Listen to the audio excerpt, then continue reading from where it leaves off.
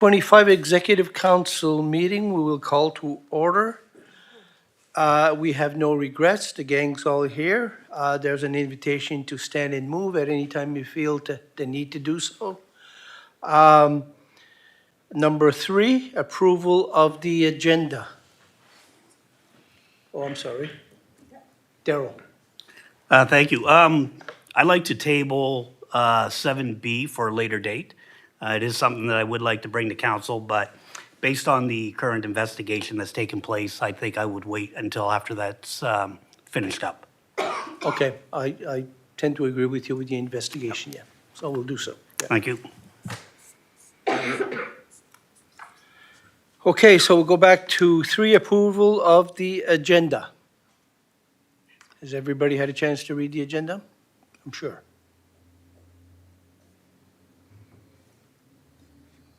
Can we have a motion? I can make that motion. It was moved by Rochelle. Sorry, Councillor Surratt. As amended. I'll second that as amended. Okay, seconded by Councillor Digdon. All in favor? Aye. Opposed?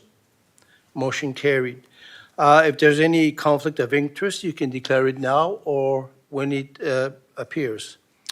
Number 4, adoption of minutes, regular council minutes for October 9th to 25. Everybody had a chance to read them? Is any changes or corrections? Seeing none, we will accept as circulated. Number 5, staff report, and this comes every month. It's a monthly report. It's a department head report A, B is the clerk's report, and C is the building permit report. There's attachments. Do we have any questions on that? Thank you. We're seeing none. We will move on to number 6, which is 7-day notice, and we have none. So we'll move on to number 7, for decision and discussion, the acceptance of our financial report, September 30th, 2025. There's an attachment, and there's we need a motion to accept the report. It is moved by Councillor LeBlanc and seconded by Councillor Burke. All in favor? Aye. Opposed? Motion carried. 7C, meeting of software upgrade eScribe. There's 2 attachments. It's been budgeted, and this is, in my opinion, a win-win situation. It's the time saver and the money saver in the long run. I'm sure everybody's had a chance to have a look at it. We need a motion to basically approve it. It is moved by Councillor Madden, seconded by Councillor Boudreau. Any questions? Seeing none. All in favor? Aye. Opposed? Motion carried. 7D, second reading bylaw X22 civil emergency planning. There's an attachment for this as well. And as it was said before, this has been moved to REMO, and it's a repeal. It's the second reading, of course. And we need a motion to repeal. Moved by Warden Albright and seconded by Councillor LeBlanc. Any questions? All in favor? Aye. Opposed? Motion carried. 7E, which is very similar to 7D. It's the second reading of bylaw X34 municipal emergency measures, and it's to repeal. There's an attachment again. We need a motion to repeal. Moved by Councillor Burke, seconded by Councillor Madden. Any questions? All in favor? Aye. Opposed? Motion carried. F, streetlight ownership attachment, suggested motion to repeal existing streetlight policy with an optional motion for a new streetlight policy. I will pass this one to our CAO, Muse. Thank you, Mr. Chair. I'll be very brief. I think the request for decision was generally created by our Director of Operating Services, who has had some experiences with Nova Scotia Power around what their new regulations are for streetlights. So it used to be that our streetlight policy would accept that we would pay for certain streetlights as long as it conformed to certain safety and other requirements in the policy. So Nova Scotia Power has changed their process is to say that if we're going to do that they were stating that we would be asked to take over all streetlights in the municipality if we requested this, including streetlights from nonprofit organizations. So it really made the way that our policy is written to be outdated. So our recommendation is to repeal the streetlight policy, not because we don't want streetlights, but because this policy is no longer suitable. And then, of course, if I think the logical next step would be, okay, well, now that this one's no good, I think we need to review what we do in the future. So understanding that this could potentially be, if you wish to get in this business, you're getting into this business. It's a different kind of scenario than we had in our policy prior to. So so I think that, you know, we took a minute to outline some of the pros and cons of and what things that we would have to examine in order to look at a new policy. There are things to consider. We haven't gone down that road yet. So, you know, dark sky designations, cost, who's going to pay, what are other municipalities paying for, et cetera, et cetera. So none of that work has been done. So I guess the easy part is to repeal the policy. I really don't think there's any value to it, but then the second part is up to you around how you want to discuss that now or into the future. But that doesn't have to be a decision you need to make now. If you want to table that for the future, you can do that as well. Or if you want to ask us to get information in advance of a decision, you're certainly welcome to do that.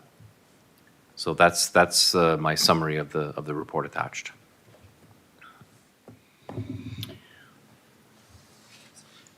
Councillor Madden. So my question is and I think it's explained so much, what happens to the existing agreements if we repeal? So we would continue, thank you, through you, Mr. Chair. I think we would continue. We don't own that many streetlights. We don't actually manage too many. It's like 4, maybe 5. So we would continue to pay for those because, you know, I think that they fit our policy at the time. There isn't any reason to stop paying or supporting those. That being said, there's only 4 of them. It's really future requests is the issue for us, that we can't actually deal with them well under this policy. But are there groups that are going to be affected that already have lights that we don't pay for? Or To my knowledge, thank you for the question. To my knowledge, no, they will not be impacted by this decision. So I am aware of a nonprofit organization in West Pubnico who's paying for streetlights. Correct, yes. And they don't follow our policy. They have done so through the Nova Scotia Power, through that whole organization. They asked us for permission, and we're like, you actually don't need our permission to do that. If that's what you wish to do for your community, you're able to do that. So the elimination of this policy will in no way impact that particular situation. Thank you. So do you see a need for a new policy? I think that it's a political question for sure. I do know that, you know, administratively, we do receive requests for this. I think there's communities that really do want to see us invest more in this area of service. And I think that, if we go with an amended policy that says we will pay for streetlights, that means we're likely absorbing streetlights that we don't actually run right now. And also we could be getting into an additional cost to offer that service. What that looks like, that really depends on you, because, you know, there may be some areas that you don't want streetlights. There may be that your policy is only to put streetlights on sidewalks, or there may be all sorts of things that you may want to decide to do. So is there a need to do something? I believe that there is, but I just, in terms of the extent of the service, I can't say. That's really up to council. And it's up to the community and what they're potentially willing to pay if we go down that road. It's really early to say for sure what kind of fiscal impact it might have at this time. If you want the investigation, I think think that makes sense, and then you can decide, based on that information, whether you want to continue with the policy or not. I would think that's the best course of action. Thank you. So, council, there's a, no break. Thank you, Deputy Warden. My question is, I was curious to know what the cost, like, what does it cost currently for a street light? And maybe that's an unfair question. You may not know off the top of your head. Well, I mean, thank you for the question. I don't, through you, Mr. Chair, I think that it depends. I think it depends. It's usually, I'm going to go out on a limb and say it's usually less than $20 a month per streetlight. Okay.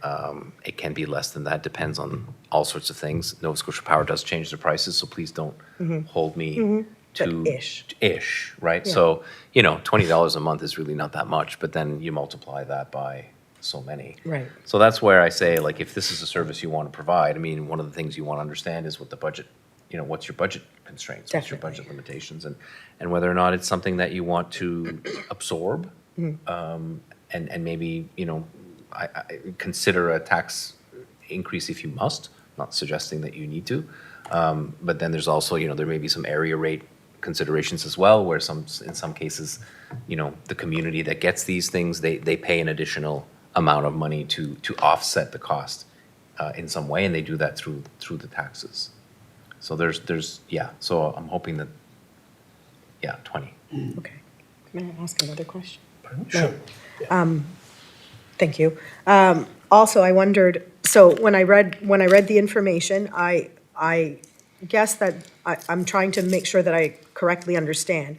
If we repeal the current policy, then that, the other motion would be to kind of trigger the CAO to prepare a report for a future revised streetlight policy. And at that point, we would be able to make the decision whether we want to include all or just the ones that we have now. I just want to make sure that I understand that correctly. I think that if I'm understanding you correctly, the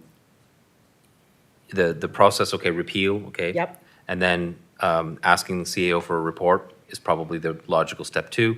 And then you get a report that establishes all sorts of additional information that you might have, which will include things like what happens if you Yeah, okay. do a bylaw, right? If you do one, you might actually be absorbing some of these other streetlights that are owned by nonprofit organizations that may in fact be part of it. I can't answer that with certainty right now. I'm pretty sure that's what would happen. There isn't that much. Okay. There's not that many. So I just want to be clear on that. And then of course, there are all sorts of other decisions that might come out of that in terms of, okay, well, we're going to do this much. Maybe there's a 5-year plan. Maybe there's no plan, right? And so, you know, without going down the road of that, it's hard for me to answer fully, which is why I think that, you know, you want the report so that we can, you know, look at what other units are doing and get all the information in front of you to make a decision. Thank you. Councillor LeBlanc. Thank you. Actually, it's just in regards to the cost on a monthly basis. It looks like that depending on the wattage that the streetlight is, can range anywhere from approximately $15 up to $31 a month. So most cases, it's somewhere around $24.79 per month. There you go. Thank you. Okay, any other questions? The only thing I have to say about the, Councillor Foster. Oh, go ahead. No, You go ahead. said I you had can- something to say. I've studied the document here, and I personally, I can't support this. I feel that if we have the current policy in place, we still have flexibility in deciding if and where we put streetlights. If we do away with the policy, then it sounds like we're setting ourselves up to be put in a position where it's all or nothing. We either take over all of the streetlights in the municipality and pay for them ourselves, or we don't do it at all. Is that correct? It is our understanding that Nova Scotia Power has made that statement, which is to Okay. say that if we're going to pay for, let's say a request is under this Yes. policy, and we go through these things and we end up agreeing that a streetlight should go there, our understanding is that it's an all or nothing situation with Nova Scotia Power. That's our understanding. Right. So we're not forced to do away with this policy. It's still our choice to go along with it. The policy is still your choice to repeal or not repeal. And in fact, you can't repeal it today. We can only give you 7-day notice because you haven't had 7 days to look at it. So that's the Right. other little wrinkle. But yeah, I mean, if you don't repeal it, then a request that comes in, we would have to follow our old policy. And the reason why we are recommending repeal is that old policy, we can't actually do the things that our policy is saying because Nova Scotia Power won't allow us to do it. That's why we're recommending the repeal. We're not saying that streetlights shouldn't be supported. It's that this policy is not conducive. We can't work it. It's like the rules have changed. And so how we go through a streetlight request is no longer appropriate, which is why we're recommending the repeal. But still, we're giving up some flexibility here, which I'm just not comfortable with. So personally, I will not be supporting the motion to repeal. Thank you, Councillor. Is there any more questions? I just want to add that I think we've all been at some point asked about a streetlight to be installed somewhere. So I think to shut it down without making a motion to have at least another look at it would be wrong. We can't just shut it down. I think personally, that's just my opinion here. That I say if we shut it down, we need to look a little deeper and see what we can come up with. But that's up to council. That's just, May I? sure. Thank you, Mr. Chair. We recommended the order, right? The order upon which we would do this. There's nothing stopping council from doing the opposite, which is to say, asking the CAO and his staff to examine options to amend the existing sidewalk policy. That is entirely a possibility. What did I say? Sidewalk. Sidewalk, yeah, don't do that, please. Thank you, Councillor. Yeah, so we can certainly do that as well. You really come to the same objective. It does, repealing a streetlight policy it has the risk of sending the wrong message to residents that we're no longer interested. So Councillor Foster's observation is certainly logical.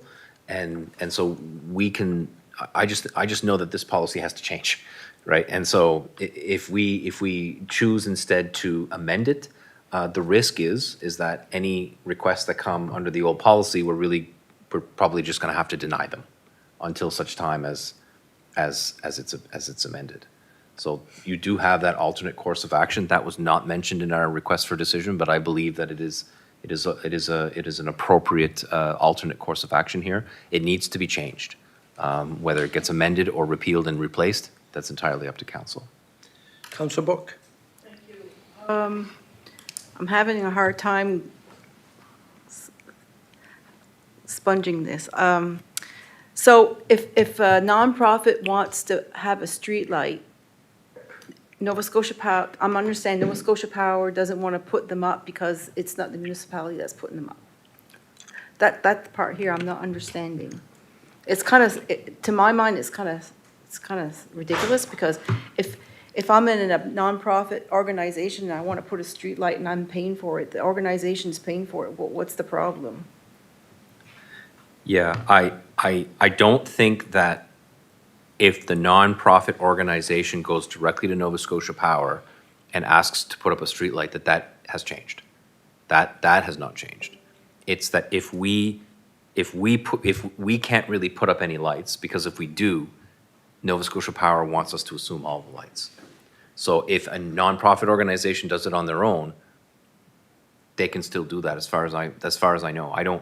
I'm not aware certainly what we're talking about here will not change that. That's between Nova Scotia Power and the nonprofit organization. But we've been told clearly that if we start putting streetlights up, we're gonna be assuming all of them. And I actually don't know how much that is right now. I don't know how many, which is why we need to study that. Okay. I'd like to make a motion that is there a motion for that to make a study, like to see what we could do? Yes. Yeah, okay. So we're not making a motion on the repeal yet. If we, let's just clear on procedure here. If we can't make a motion to repeal, No. we can make a motion to accept the 7-day notice to repeal if that is our choice. We have an alternate choice, however. We don't have to repeal it. We can amend it. And if that's more comfortable to council, then I would suggest that the second motion be made, which is that the CAO be tasked with preparing a report for council's consideration regarding future options for a revised streetlight policy. That is completely correct, and you don't have to actually make the first motion for that to be a legitimate motion. So what does that mean? It means that our policy remains unchanged, as is, which we will most likely have to deny requests. The risk is low. There's not many requests that have come through that policy over the course of 7 years. It's very low. Risk is very low. And then we would aggressively go after providing a report showing what the possible amendments to this streetlight policy could look like. And you can maybe choose from a menu of items once the report is completed. Am I being clear there? I know it's a lot of information, so. So just to summarize, if you don't want to repeal the policy, but you want the policy amended, the second motion as written is appropriate. If you want to repeal it, and only repeal it, that you can give the 7-day notice to repeal the policy. That's your second option. And the third option is to repeal and also make the second motion. So based on this discussion, I'm suggesting to you that simply making the second motion should suffice the objectives of this council based on what I'm hearing. But don't take my word for it. It's your decision. I'll make that second motion. I'll second it. Okay, it was moved by Councillor Burke and seconded by Warden Albright. Any questions? Can we hear the wording of the motion before we vote? Sure. Would you like to do that? Sure.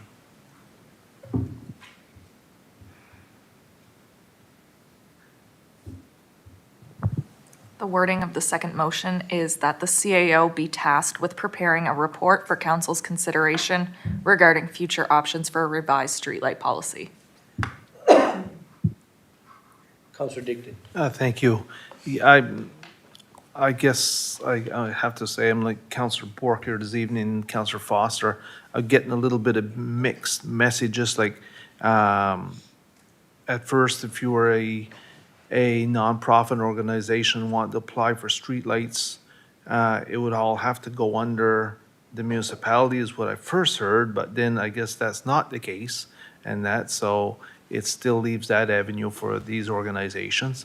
And one thing though, I definitely agree, I believe we should have some kind of policy for a streetlight, especially, I've been here for a couple of the streetlights that went up, and they went up for safety reasons.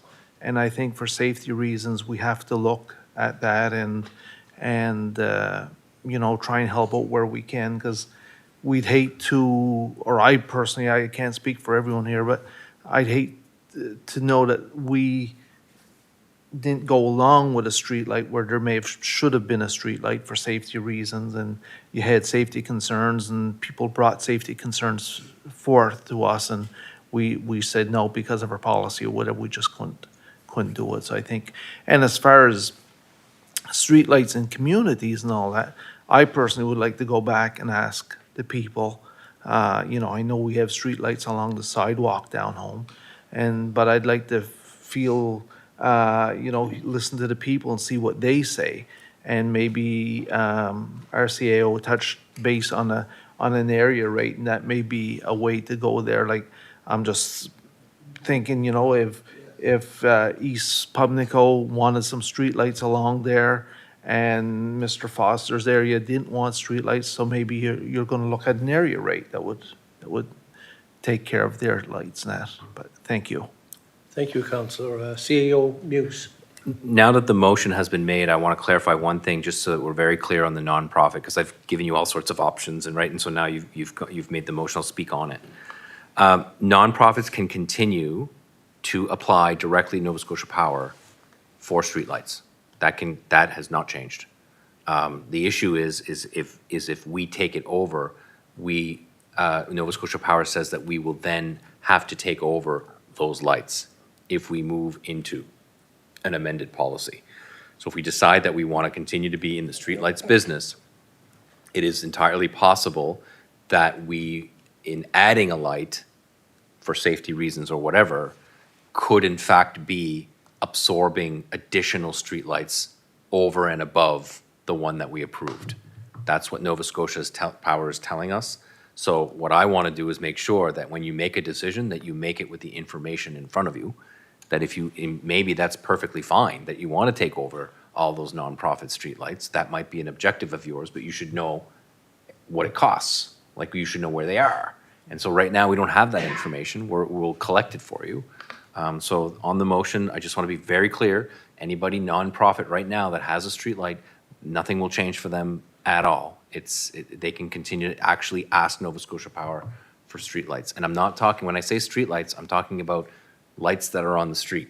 Anybody can get a residential light on their property for their own personal security purposes. That has nothing to do with this policy at this time. So sorry if there was any confusion. Councillor Dickton.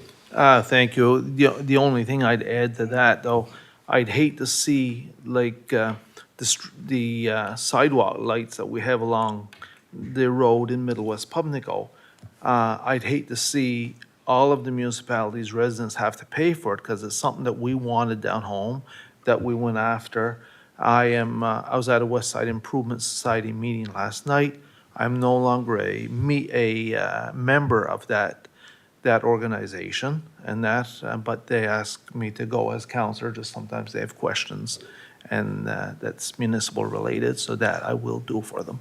And for full disclosure, though, my wife Jeanette is a member of that association, but believe me, I make no money from it, or I gain nothing from it, just like the many other committees I'm on down home that we're all on, so yeah.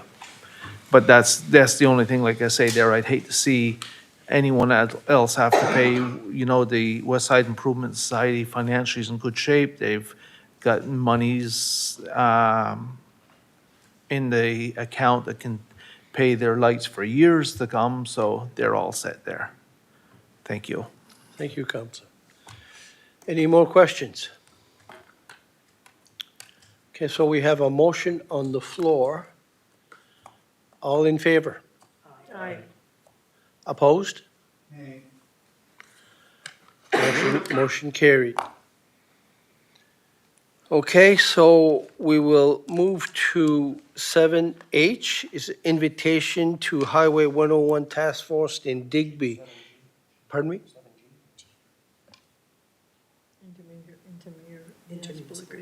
Oh, I'm sorry. It's intermunicipal agreement with the REN. There's an attachment and there's a motion to renew the agreement for 2/25/2/30. Changes are highlighted in yellow. I will pass this one over again to our CAO, Muse. Thank you, Mr. Chair. Just very quickly, so I just want to tell you a little bit of background on the Western Ren agreement. So the intermunicipal agreement is the Western Ren is co-created by the province of Nova Scotia and municipal units. How many municipal units in a Ren will depend on, it's a voluntary situation. So we have been a member of the Western Ren since its inception. And we are one of 6 members that are currently funders at the municipal level. Is it 7? It's 7. Yeah, it's 7. So it's Barrington and the 3 municipal units in Yarmouth and the 3 in Digby County, right? So and so the way that that the funding works is 50% of their funding comes from us, from the conglomerate of 7, and the other 50% comes from the province of Nova Scotia. The Western Ren is led by a board of directors, entirely industry, and council's involvement in the Western Ren is through the liaison and oversight committee. So this committee has a very small job to do. They basically endorse the strategic plan and any sort of major purchases, so anything above, I think it's 100,000 or something like that, that the liaison and oversight committee, they have to have permission from the elected officials in order to approve that transaction. The request for decision was prepared by CAO Victoria Brooks and has been distributed to all of the 7 members. I know of 3 at this point that have agreed to sign this. The attachment talks about the changes in the intermunicipal agreement. The changes are not heavy, but they do talk about reducing the audit requirement to a review engagement requirement, which is a lesser form of assurance than an audit. An audit is very complete and very thorough, and it's often for an organization that has a lot of complexity. So if they own a lot of things, the Western Ren doesn't really own anything. So there was justification to say, okay, well, their operation is not that complex, and they get grants and they pay bills, and the review engagement will do just fine. And then they have small modifications to the board participation, and as well as the increases in funding will be limited to CPI, inflation. And that's pretty much it. So the report goes through all of that. There is a suggested council motion, and it would be to authorize myself and the warden to execute the intermunicipal agreement. It's a renewal. We were obviously a member before. And are there any questions or concerns? So we need a motion for renewal. Yes, sir. It was moved by Councillor LeBlanc. Seconded by Warden Albright. And Warden Albright. Thank you, Deputy Warden. I just wanted to highlight for people that there is also an attachment from an email from a group of residents who has sent along their concerns about the Ren and a promotional video that was shared by the Ren regarding aquaculture. For transparency, I would like for our residents to be aware that we have had some concerns about this this video, and they are requesting that we refrain from approving any future using our taxpayer dollars towards marketing of aquaculture expansion in Argyle and or for the benefit of Dion's oyster business until further notice. And they would like us to send a letter. So I just want to make sure, because I want to make sure that these constituents know that their concerns were brought forward. I know we've seen them because we received the email, but it's important that our residents understand that sometimes concerns come forward, and this concern did come to us. For me, I think, thank you for highlighting the way that the REN is structured, and it's 7 municipal units. It isn't just us. We don't have the ability to direct the REN and tell the REN what to do. They are their own entity, and they're the ones that make decisions. And they are the ones who, their mandate is to promote businesses within our region, not just our municipality. So I just wanted that to be clearly understood, that, we received this correspondence, we all read it. Thank you for the correspondence. But it is not our job, in my opinion, to tell the Wren how to do their job. So I just wanted to make that clear. Okay, so we have a motion on the floor and a seconder. Do we have any more questions? All in favor? Aye. Opposed? Motion carried. Okay, we will now appropriately go to H, invitation to Highway 101 Task Force in Digby. That is an invitation to join the task force. They want to extend the 101 highway. They claim it's a safety risk, and they want Argyle to jump in with them. It's mostly for support, from what I understand. Warden Albright. Thank you. This was more correspondence that I received, and I felt like it was important to put this on our agenda to see if there was some interest from council, whether or not somebody wanted to join this task force. I don't have any more information, though, than what you see in front of you. But if there is interest, and maybe it's something that we want to hold off on, if you want to think about it, if that's totally legitimate, if it's something that, and Chantal just said she would reach out for more information if we're interested, but if somebody is wanting to jump in also, you can do so. Councilor Burke. Thank you, through you, Deputy Warden.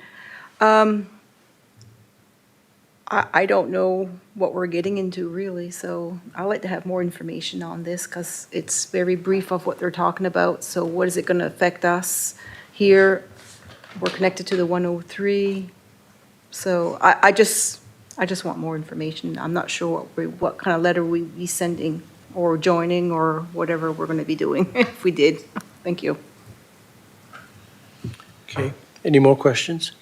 So do we need a motion for that? Okay.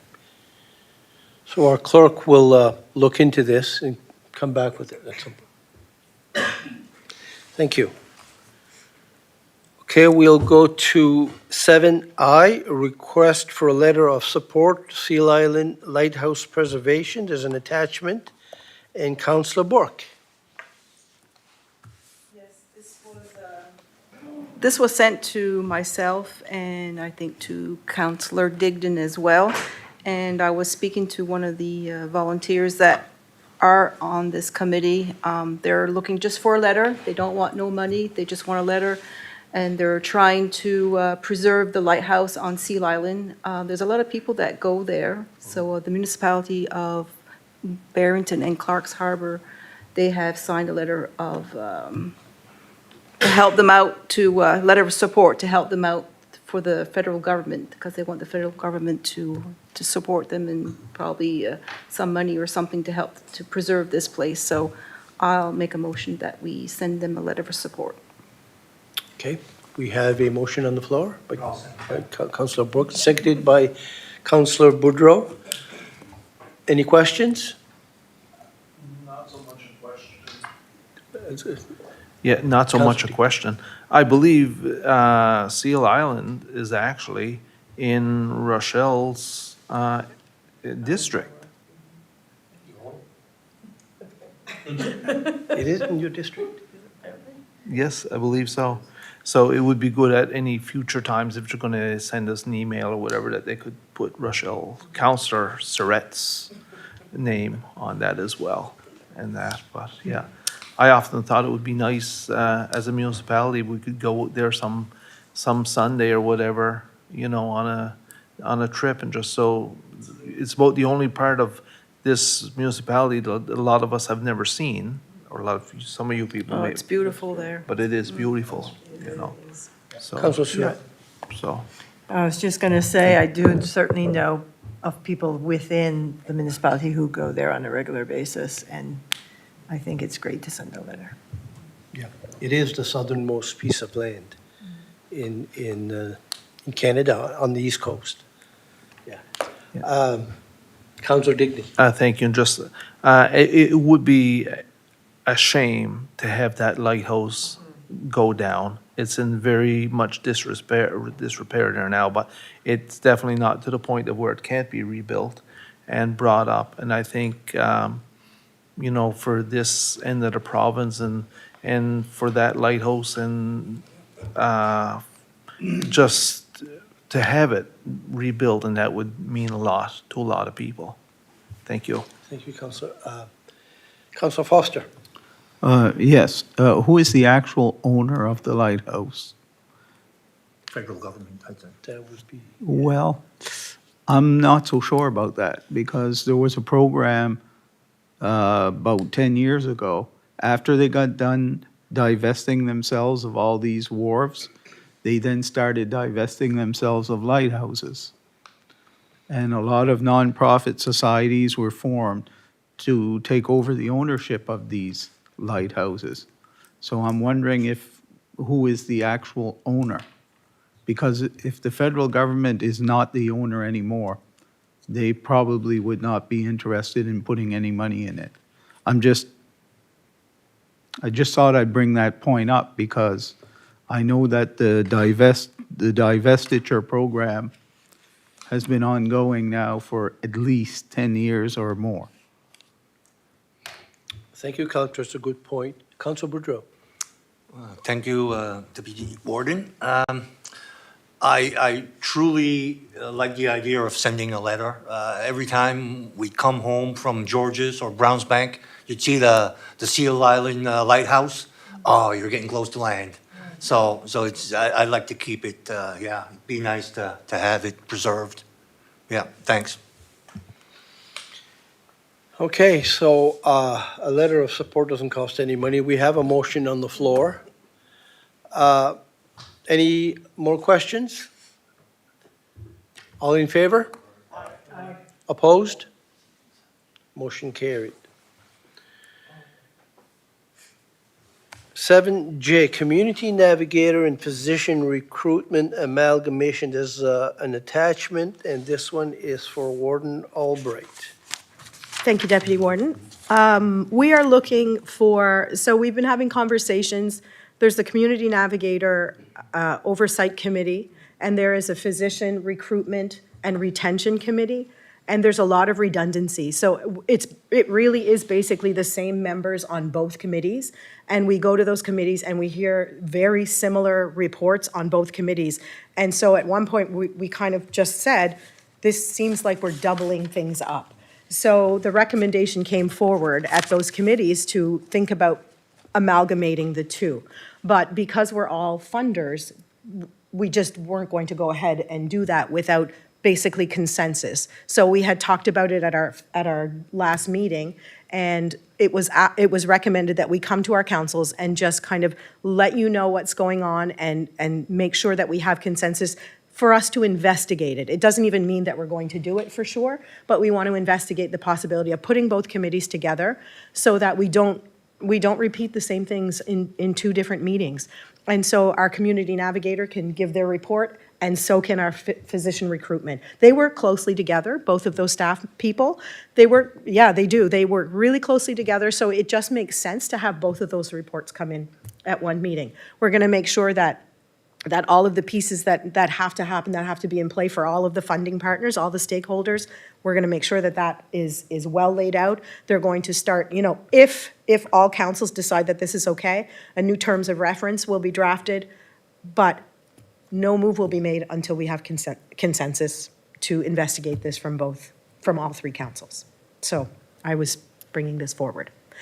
Is that okay? How does this council feel about that? Makes sense. Okay. Efficiency. Yes, it is more efficient. That's basically what it's for. Okay, thank you, I appreciate it. Okay, thank you. 7K, relief of taxes request. There's an attachment, and it's a bunch of numbers. I think it's a piece, it's a piece of land in Wedgeport, from what, 2 pieces of land in Wedgeport. I think our clerk Chantal knows exactly what these pieces of land are. Through you, Mr. Chair, there is no way to tell exactly where these pieces of land are, unless my CAO can correct me, but from speaking with Bonnie Durkee, our tax administrator, these are sent to her and they are deleted as soon as they're sent to her from the property online system. So when she goes to pull it up, she can't get much info on it. And basically, as I explained in my email earlier, an example of why this happens is because there's an instrument of subdivision that's done, a few PIDs are put together and to make one PID, so then they just get rid of the other PIDs. So what we found in our system is that these pieces of land were located in Wedgeport, yes. But that's as much information as we have. So we need a motion for a tax repeal, correct? Relief, sorry. Councillor Digdon. Thank you. This, for some of the newer councillors, this has been an ongoing issue that we've have here. We call it more so housekeeping and that, and so I'd make the motion for the request for relief of the amount of $171.62. Do we have a seconder? Seconded by Councillor Burke. Do we have any questions? All in favor? Aye. Opposed? Motion carried. 7L, request for sidewalks, Councillor Madden. There's an attachment.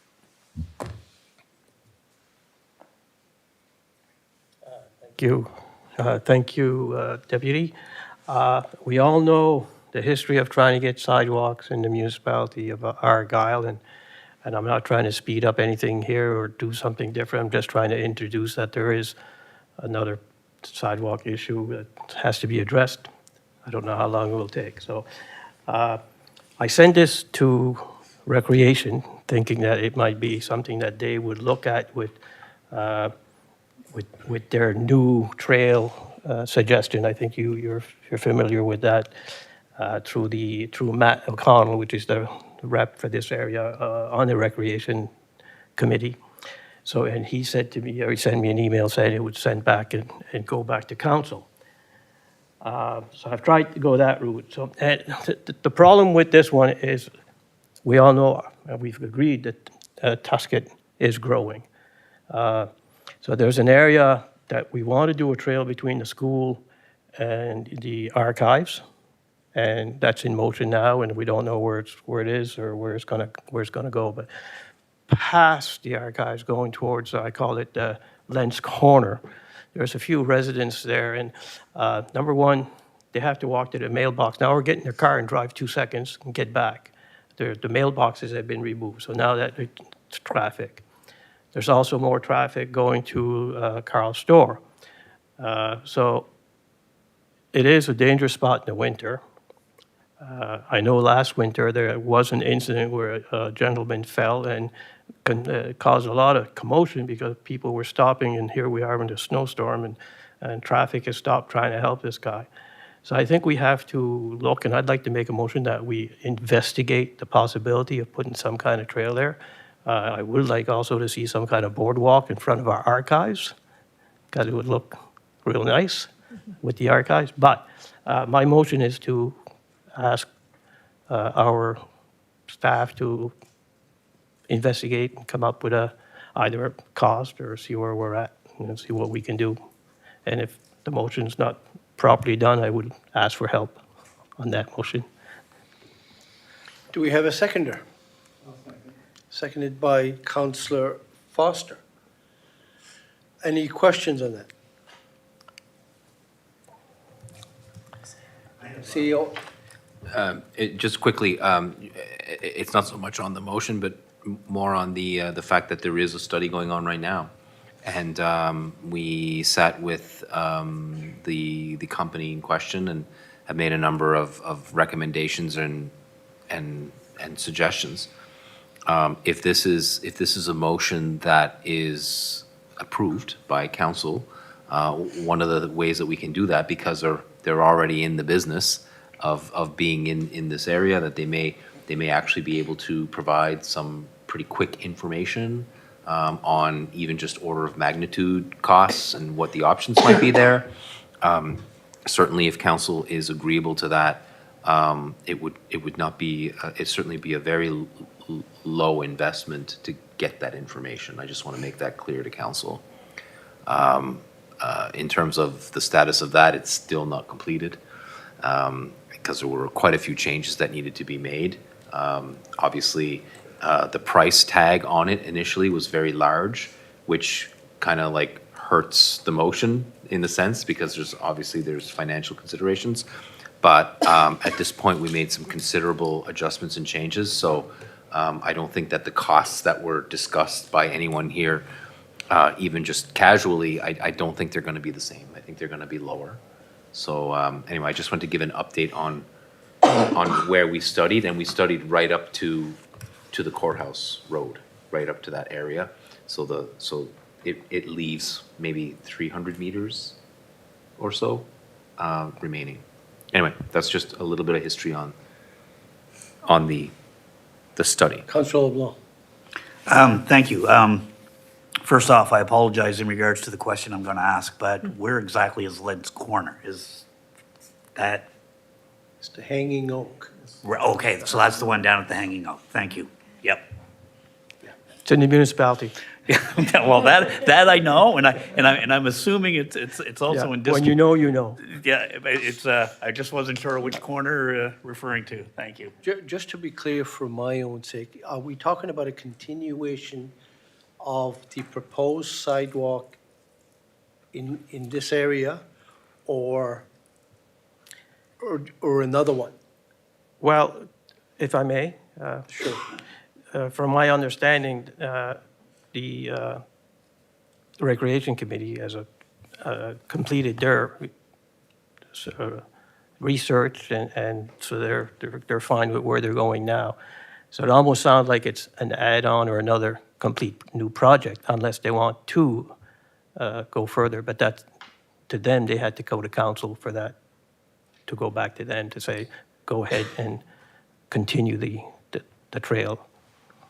So, Because the only reason I asked. and I is think just you could probably answer that with being on the Yeah, recreation. well, there's two active studies being done now, one in Plymouth and one here. And I was just wondering what the magnitude was, if it's separate, if it's just an add-on. Whatever speeds it up. Yeah, well, good luck with that one. Yeah. Okay, so we have a motion on the floor, a seconder. Any other questions? All in favor? Aye. Opposed? Motion carried.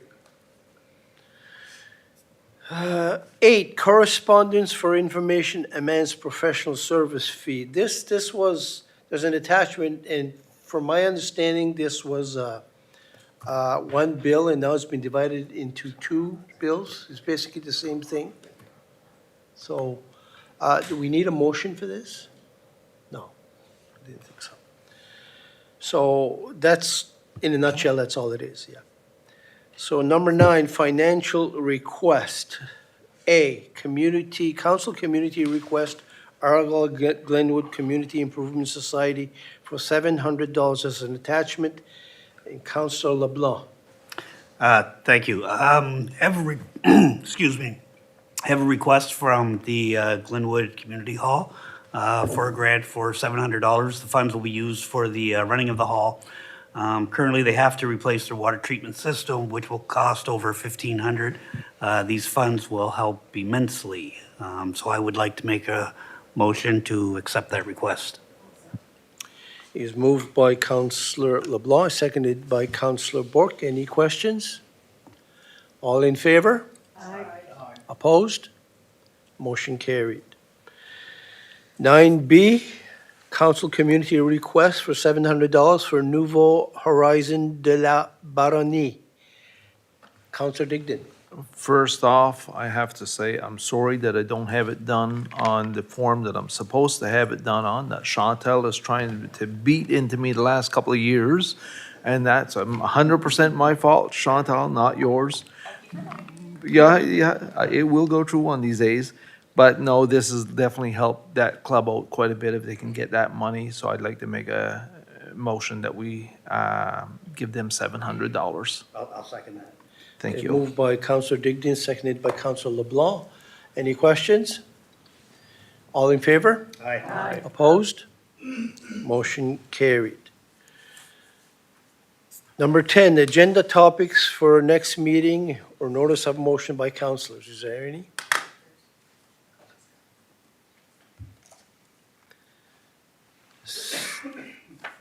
Seeing none, we'll go to question period. Do we have any questions?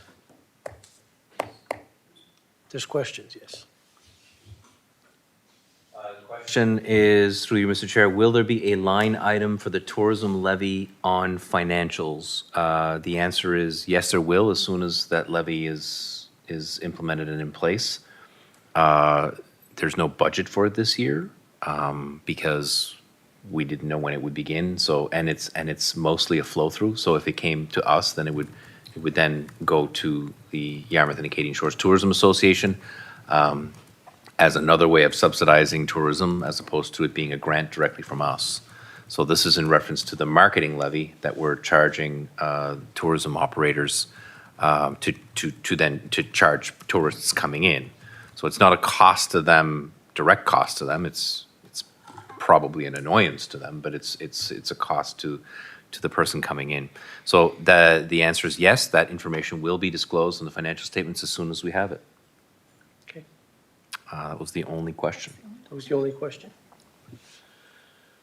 All right, then, we need a motion to go in camera. Second. Motion carried.